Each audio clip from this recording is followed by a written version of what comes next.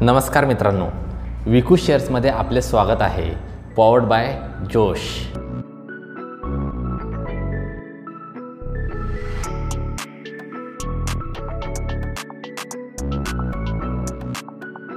मित्रांनो, आजच्या व्हिडिओमध्ये मी ज्या विषयावर बोलणार आहे त्या विषयाबद्दल मी अनेक महिन्यांपूर्वी विचार करून ठेवला होता, पण हा व्हिडिओ टाकण्यासाठी मी आजची तारीख निवडली। त्याचं कारण असं आहे की आजच आपल्याकडे लोकसभा निवडणुकांचं मतदान संपलेलं आहे आणि निकाल अजून येणे बाकी आहे। त्यामुळे अशा परिस्थितीत मी जर राजकारणाबद्दल बोललो तर यावरून कुणालाही राग यायला नको, म्हणून मी व्हिडिओ टाकण्यासाठी आजचा दिवस निवडला। हा व्हिडिओ काहीसा राजकारणाशी संबंधित आहे, पण बहुतांशतः हा नागरिकशास्त्राशी संबंधित व्हिडिओ आहे। नागरिकशास्त्र आणि राजकारण यांना आपण वेगवेगळं करून पाहू शकत नाही, पण दुर्दैवाने अशा गोष्टी ज्यांच्या वैयक्तिक हिताच्या आड येतात ते लोक अर्थाचा अनर्थ आणि मुद्द्याचा विपर्यास करतात। त्यामुळे हा व्हिडिओ पाहणारा माझ्या सर्व मित्रबांधवांना मी हे सांगू इच्छितो की या व्हिडिओमध्ये जरी मी राजकारणाशी संबंधित शब्द आणि संकल्पना यांचा उल्लेख करत असलो तरी सुद्धा हा व्हिडिओ सामान्य भारतीय नागरिकांच्या गरजांशी संबंधित आहे। भारतीय संविधान, लोकशाही आणि राज्यघटनेशी संबंधित आहे। थेट राजकारणावर या व्हिडिओमध्ये काहीही कमेंट नाही आहे।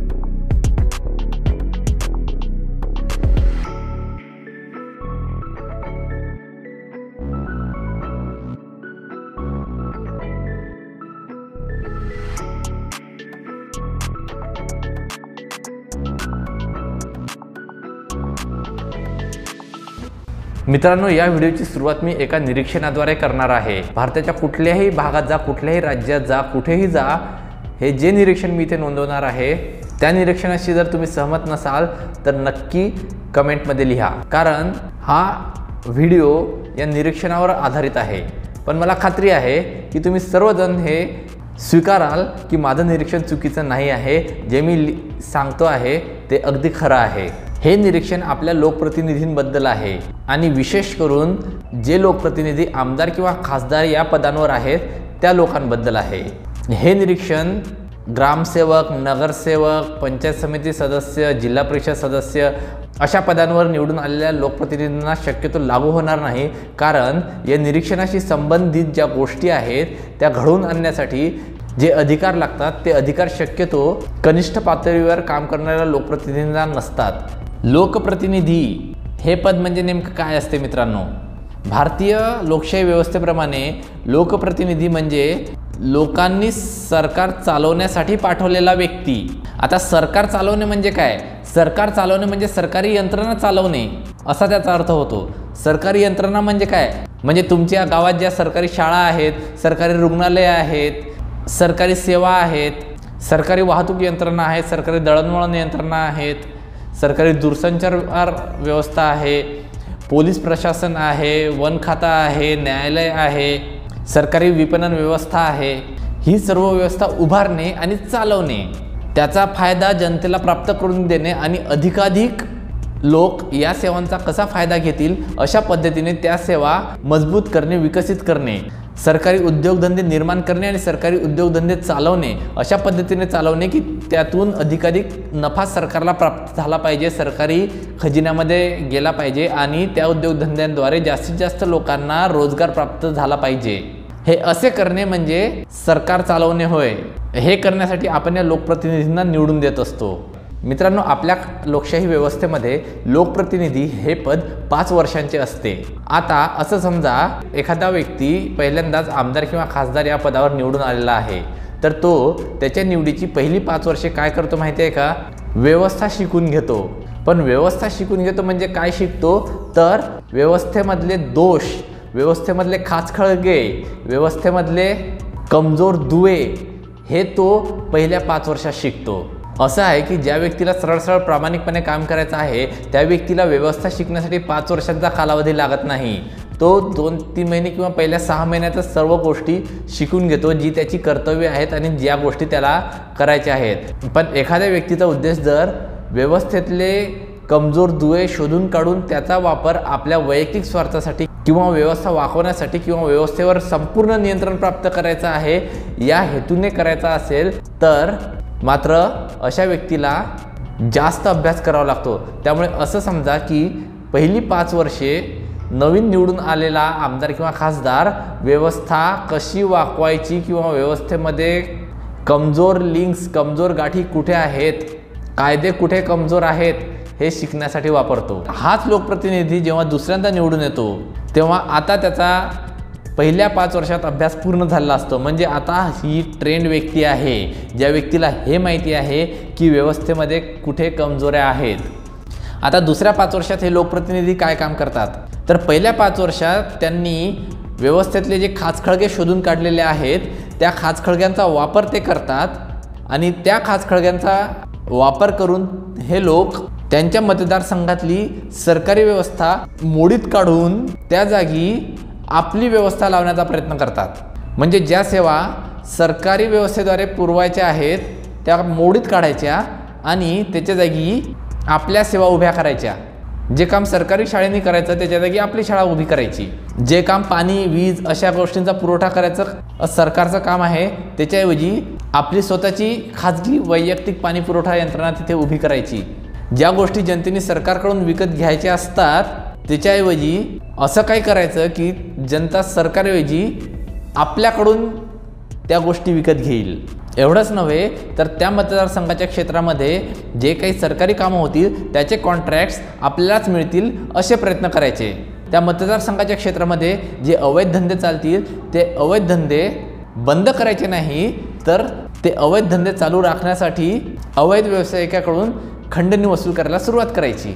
हे सर्व करण्यासाठी या लोकप्रतिनिधीला गरज असते सरकारी यंत्रणांची। हा लोकप्रतिनिधी काय करतो, जे पण प्रशासन आहे त्या प्रशासनाचाच वापर आपला हात धरणं म्हणून करतो आणि ते करण्यासाठी हा लोकप्रतिनिधी प्रशासनामधले सर्व कर्मचारी आणि अधिकारी बदलून टाकून त्या जागी आपले कर्मचारी आणि अधिकारी लावतो। ही गोष्ट आमचे लोकप्रतिनिधी त्यांच्या दुसऱ्या टर्ममध्ये करतात। त्याचा परिणाम असा होतो की जोपर्यंत त्यांचा दुसरा टर्म म्हणजे 10 वर्षांचा आमदारकी किंवा खासदारकीचा कालावधी संपुष्टात येतो तोपर्यंत जवळपास त्या परिसरामधली सरकारी व्यवस्था त्यांनी संपवलेली असते आणि त्या जागी स्वतःची सेवा आणि वस्तू पुरवठा करणारी यंत्रणा त्यांनी उभी केलेली असते। जवळपास त्या परिसरातले सरकारी उद्योग त्यांनी मोडून काढलेले असतात आणि त्या जागी आपले उद्योग सुरू केलेले असतात। तिथले सर्व प्रशासनिक अधिकारी आता स्थानिक आमदार किंवा खासदाराचे अधिकारी असतात। आता जर अशी व्यक्ती तिसऱ्यांदा निवडून आली तर बघा काय होते। त्या व्यक्तीच्या मतदारसंघात राहणारे जे पण लोक आहेत त्या लोकांच्या सर्व गरजा पूर्ण करणारी व्यवस्था आता त्या स्थानिक लोकप्रतिनिधीची असते, सरकारची नसते। त्यामुळे आता लोकप्रतिनिधी जे म्हणेल तेच लोकांना करावं लागतं। तिथे एक प्रकारची मोनोपोली तयार होते।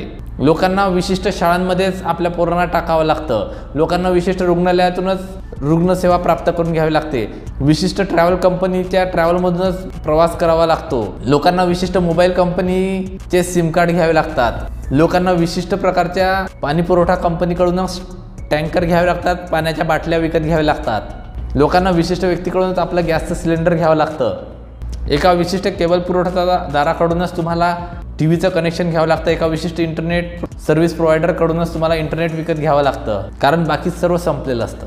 हे करत असताना नागरिक किंवा ग्राहक म्हणून तुमच्या काही तक्रारी असतील, समस्या असतील तर त्या तक्रारीने समस्येला कोणीच उत्तर देणार नाही। जी व्यक्ती तक्रार किंवा समस्या मांडेल त्या व्यक्तीला उलट दमदाटी केल्या जाते। काय उखाडायचं आहे ते उखडून घ्या अशी उत्तरं आता तुम्हाला भेटायला लागतात। तुमच्यासोबत कुठे अन्याय झाला, कुठे अत्याचार झाला त्याबद्दल जर तुम्ही तक्रार किंवा दाद मागायला गेले तिथून तुम्हाला दमदाटी करून हाकललं जातं। अशा व्यवस्थेमध्ये जर तुम्हाला स्वतःला उद्योजक व्हायचं असेल, व्यावसायिक व्हायचं असेल तर कॉम्पिटिशन निर्माण व्हायला नको, म्हणून तुमचे व्यवसाय, तुमचे उद्योग आता तो स्थानिक लोकप्रतिनिधी निर्माण होऊ देत नाही। तुम्हाला त्या लोकप्रतिनिधीच्याच उद्योगधंद्यांमध्ये, व्यवसायांमध्ये भागीदार बनावं लागतं। इतकं करूनही जर तुम्ही एखादा व्यवसाय वगैरे सुरू केला तर आतापर्यंत फक्त जे अवैध व्यावसायिक होते ज्यांच्याकडून लोकप्रतिनिधी खंडणी उकळायचे, आता हे लोकप्रतिनिधी प्रामाणिकपणे मेहनतीने व्यवसाय करणाऱ्या लोकांकडून सुद्धा खंडणी उकळायला सुरुवात करतात। हे सर्व बेकायदेशीर कामं करण्यासाठी आता हे लोकप्रतिनिधी गुंडांची टोळी वागवायला सुरुवात करतात। तुमच्या परिसरांमध्ये गुंडांचा हैदोस वाढायला सुरुवात होतो। असे गुंड ज्यांच्या विरुद्ध तुम्ही काहीच बोलू शकत नाही, बोलण्याचा प्रयत्न केला की तुमच्यावरच आपदा येईल. म्हणजे आता तिसऱ्यांदा निवडून आल्यावर त्या लोकप्रतिनिधीची त्याच्या मतदारसंघामध्ये एवढी मजबूत पकड झालेली असते की लोक जवळपास त्या लोकप्रतिनिधीचे आता गुलाम झालेले असतात आणि तो लोकप्रतिनिधी त्यांचा राजा झालेला असतो. त्याचं कुणी वाकडं करू शकत नाही, इथपर्यंत त्याची मजल गेलेली असते. सरकारी यंत्रणा चालवण्यासाठी ज्या व्यक्तीला आपण लोकप्रतिनिधी म्हणून सरकारमध्ये पाठवलेलं असते तोच व्यक्ती आता तुमच्यासाठी सरकार बनलेला असतो. सरकारी कायदे आता त्या मतदारसंघाच्या क्षेत्रात चालत नाहीत, लोकप्रतिनिधीचेच कायदे चालायला लागतात. आतापर्यंत मी जे निरीक्षण या व्हिडिओमध्ये नोंदवलेलं आहे ते निरीक्षण जर तुम्हाला असं वाटत असेल की बरोबर आहे तर माझे भारतीय नागरिक बंधू आणि भगिनींनो, ही गोष्ट लक्षात घ्या की एकाच लोकप्रतिनिधीला पुन्हा पुन्हा निवडून दिल्यामुळे नागरिक म्हणून आमचं स्वातंत्र्य आणि आमचे अधिकार धोक्यात येतात. म्हणजे आम्हाला जर नागरिक म्हणून ताठपणाने जगायचं आहे आणि आमचं स्वातंत्र्य आणि आमचे अधिकार अबाधित ठेवायचे आहेत तर मुद्दा हा आहे की एकाच लोकप्रतिनिधीला एकापेक्षा जास्त वेळा पुन्हा निवडून देऊ नये. मग आता एवढी साधी गोष्ट आहे तर का म्हणून तुम्हाला अनेक ठिकाणी 20, 25, 30 वर्ष म्हणजे 3दा 4दा 5दा 6दा लोकप्रतिनिधी म्हणून निवडून आल्याचं दिसतं? हे शक्यतो अशा ठिकाणी घडतं की जिथे लोक जात, धर्म, भाषा, आयडिओलॉजी, प्रांत या मुद्द्यांवरून मतदान करतात. ज्या ठिकाणी हे मोठ्या प्रमाणावर घडतं त्या ठिकाणी तुम्हाला एकच एक लोकप्रतिनिधी निवडून येताना दिसून येईल. स्पष्ट समजा की तिथे मतदान हे कुठल्याही विकासाच्या मुद्द्यावर होत नाही. तिथल्या लोकांना लोकशाही, राज्यघटना, संविधान याचा समज थोडा कमी पडतो आहे आणि तिथले लोक जास्त करून भावनिक मुद्द्यांवरून मतदान करत आहेत. आता तुम्ही म्हणाल की कसं काय, आमचा तर लोकप्रतिनिधी चांगला आहे, आमचा लोकप्रतिनिधीसोबत असा काही प्रॉब्लेम नाही आहे, तो चांगला माणूस आहे. गोष्ट अशी आहे की भारतीय राजकारण एवढं डबघायला आलेलं आहे की चांगला माणूस आमदार किंवा खासदार पदापर्यंत पोहोचू शकतो याची शक्यता आजच्या घडीला तरी फारच कमी आहे. हां, नगरसेवक, ग्रामसेवक या पदापर्यंत चांगल्या माणसाची मदत जाऊ शकते, पण आमदार आणि खासदारकीच्या पदापर्यंत जो माणूस आज पोहोचतो ना, समजून घ्या की तो व्यक्ती मुरब्बी राजकारणी आहे. याच्याशिवाय ती व्यक्ती त्या पदापर्यंत पोहोचू शकत नाही. हे बेसिक व्यक्तिमत्वाचे गुण आजच्या घडीला आपल्या भारतामध्ये ते लागतात. त्यातच अनेक जण आज राजकारणात यासाठी उतरतात कारण ते बेरोजगार आहेत. त्यामुळे राजकारणाद्वारे ते आपल्या आयुष्यभराच्या रोजगाराची सोय करू पाहतात. ही पण गोष्ट भारतीय लोकशाहीला अभिप्रेत नाही आहे. आणि अनेक लोक आपले उद्योगधंदे चालू ठेवण्यासाठी राजकारणात टिकून राहण्याचा प्रयत्न करतात. पुन्हा ही गोष्ट सुद्धा भारतीय लोकशाहीला अभिप्रेत नाही आहे. भारतीय लोकशाहीमध्ये लोकप्रतिनिधी होणे म्हणजे काय? म्हणजे तुम्हाला समाजसेवा करण्याची इच्छा आहे, संधी आहे आणि ते कसं करायचं हे तुम्हाला कळते, तर अशा व्यक्तीला 5 वर्षे लोकांचा सरकारमधला प्रतिनिधी म्हणून काम करण्याची संधी देणे. आणि तुम्हाला जर जनसेवाच करायची असेल तर याची गरज नाही आहे की तुम्ही निवडणुकीत निवडून याल तेव्हा जनसेवा कराल. ज्या कोणत्या व्यक्तीची जनसेवा करायची इच्छा आहे ती व्यक्ती एखाद्या लोकप्रतिनिधीच्या पदावर न राहता सुद्धा जनसेवा करू शकते. इतकं करूनही तुम्ही म्हणाल की नाही, आमचा जो लोकप्रतिनिधी आहे तो वेगळा आहे, तो चांगला माणूस आहे आणि लोकांसाठी काम करतो. आणि जर खरंच असा एखादा प्रामाणिक व्यक्ती दिसला तर त्या व्यक्तीला जनसेवेची अधिक संधी देण्याची जबाबदारी तुमच्या राजकीय पक्षांची आहे. आणि हे राजकीय पक्ष त्या व्यक्तीला विधान परिषद किंवा राज्यसभेवर किती वेळा पाठवू शकतात. त्यासाठी लोकांनी त्यांना पुन्हा पुन्हा निवडून देण्याची गरज नाही आहे. म्हणून कधी मतदान करायला जाल तर एकाच गोष्टीचा विचार करा की तुम्हाला त्याच व्यक्तीला पुन्हा निवडून द्यायचं नाही आहे. भले ती व्यक्ती कोणत्याही कारणाखाली मत मागू द्या, तो तुमचा लाडका पक्ष आहे म्हणून किंवा एका विशिष्ट व्यक्तीला पंतप्रधान करणे, मुख्यमंत्री करणे अशा गोष्टींखाली मतदान करवलं जात आहे, असं काही कारण असू द्या, ते विसरा. हे सर्व जनतेला मूर्ख बनवण्याचे मुद्दे आहेत. भारतीय लोकशाहीमधला सगळ्यात ताकदवान नेता हा तुमचा स्थानिक नेता असतो. हे स्थानिक लोकप्रतिनिधी भारतीय लोकशाहीचे सेल्स आहेत, बॅटरीज आहेत. आणि बॅटरी जर वारंवार बदलली नाही तर काही कालावधीनंतर ती निरुपयोगी होते, नव्हे ती तुमच्या गॅझेटला नुकसानसुद्धा पोहोचवते. त्यामुळे कोण पंतप्रधान बनणार, कोण मुख्यमंत्री बनणार याच्याशी जनतेला काहीच घेणं देणं नाही. खरं पाहत कोणत्या पक्षाचं सरकार येणार याच्याशी सुद्धा जनतेला काहीच घेणं देणं नाही. भलेही तिथे एका पक्षाचा सत्ता येऊ की अनेक पक्षांची सत्ता येऊ, याच्याशी सुद्धा जनतेला काही घेणं देणं नाही आहे. जनतेला घेणं देणं कशाशी आहे तर तुमचा स्थानिक लोकप्रतिनिधी कोण असणार. तुमच्या स्थानिक पातळीवर लोकप्रतिनिधी बदलते ठेवा. असं जर करत राहाल तर एकाच व्यक्तीला तुमच्या मतदारसंघातली सगळी यंत्रणा आपल्या मुठीत घेण्याची संधी प्राप्त होणार नाही। अशा प्रकारे जनतेचं स्वातंत्र्य, जनतेचं सुराज्य, जनतेचे अधिकार, जनतेचा न्याय या गोष्टी सुरक्षित राहतील। जेव्हा सरकारी प्रशासकीय कर्मचारी आणि अधिकाऱ्यांना हे कळेल की कोणताही लोकप्रतिनिधी हा 5 वर्षांपेक्षा जास्त टिकून राहत नाही, तेव्हा हे प्रशासकीय अधिकारी लोकप्रतिनिधींसाठी काम करणार नाहीत, तर ते जे नियम आहेत त्या नियमानुसारच काम करतील, ते जनतेसाठी काम करतील।